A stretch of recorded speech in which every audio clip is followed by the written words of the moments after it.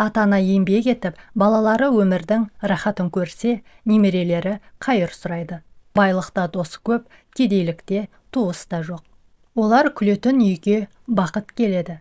Ақылды адам қандай жағдай болса да әлемге байсалдылықпен қарайтын адам.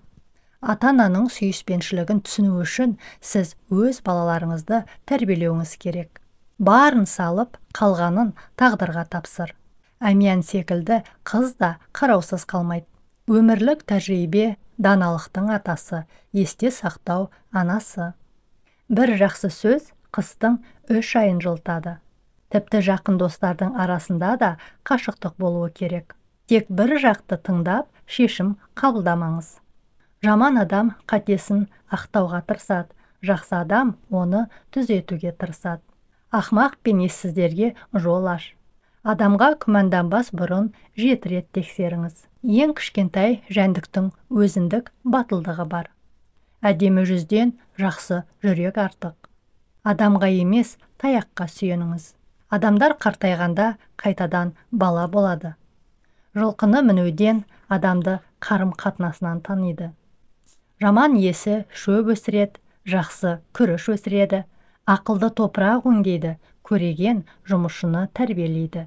Егер сіз ұлыңызды жақсы көрсеңіз, оны сапарға жіберіңіз. Біреуді соттамас бұрын, оның аяқ киімін алып, жолымен жүріңіз. Көз жасының дәмін татыңыз, оның ауырсынуын сезініңіз. Ол сүрінген әрбір тасқа жүгіріңіз. Осыдан кейін ғана сіз қалай дұрыс өмір сүру керектігін білесіз. Есіңде болсын, үнсіздік кейде сұрақтарға ең жақсы жауап. Күнде таңертең оянғанда, бүгін менің жолым болды деп ояндым. Мен тірімін, менде осы қымбат адам өмірі бар. Мен оны босқа өткізбеймін. Мүмкіндігінше басқаларға көмектесіңіз. Егер бұл мүмкін болмаса, ең болмағанда басқаларға зиян тигізбеңіз. Біз өзімізбен келісімге келмейінше, қоршаған әлеммен ешқашан үйлесімділік орнатпаймыз. Жылына 1 рет ешқашан болмаған жерге барыңыз.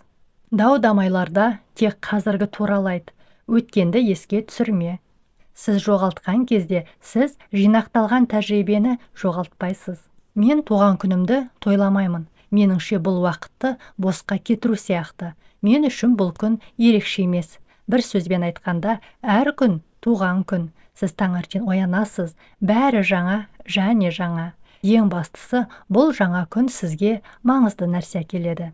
Ашу мен өшпенділігін жеңген нағыз батыр. Махаббат пен жанашырлық сән салтанат емес, қажеттілік. Оларсыз адамзат өмір сүре алмайды. Кешіру олардың істегенін ұмыту дегенді білдірмейді. Кешіру оларға деген жағымсыз сезімді сақтамау. Ашу сіздің тыныштығыңызды бұзу. Барлық қайғы қасірет надандықтан туындайды. Адамдар өз бақытын немесе қанағаттануын іздеп, басқаларды азаптайды. Балаларды тәрбиелеудің ең жақсы құралы, тіпті олар бұзық болса да, мейірімділік пен сүйіспеншілік. Ешқашан деп айтпаңыз, өйткені күндер өте тез өтеді, және ештеңе бұрынғыдай болмайды.